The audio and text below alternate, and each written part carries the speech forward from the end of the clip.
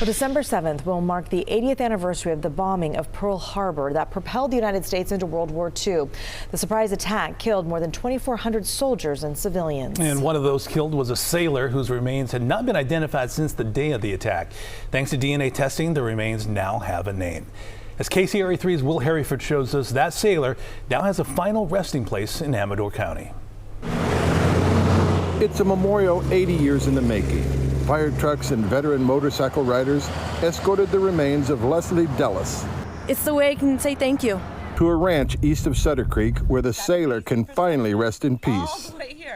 Leslie was killed in the Pearl Harbor attack. He was an electrician's mate, 3rd class. He was one of 429 crewmen who died when the USS Oklahoma was sunk by torpedoes and bombs. He was 21. It was local news when a year before the attack, an Illinois newspaper printed this picture of the identical Dulles twins as they enlisted in the Navy. They were both assigned to the battleship Oklahoma. But Lester was sent for training and missed the attack. Leslie was not so fortunate. And so began nearly 80 years of not having remains of those lost for their families to bury.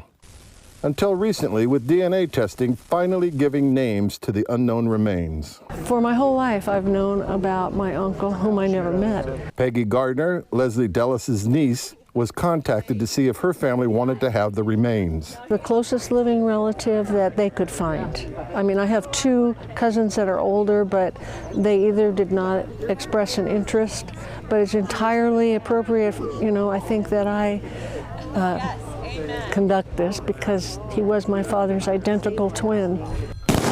And this weekend at the family cemetery on a ranch along Quartz Mountain Road east of Sutter Creek, Leslie Dellis was buried in the family plot. He would be 101 years old.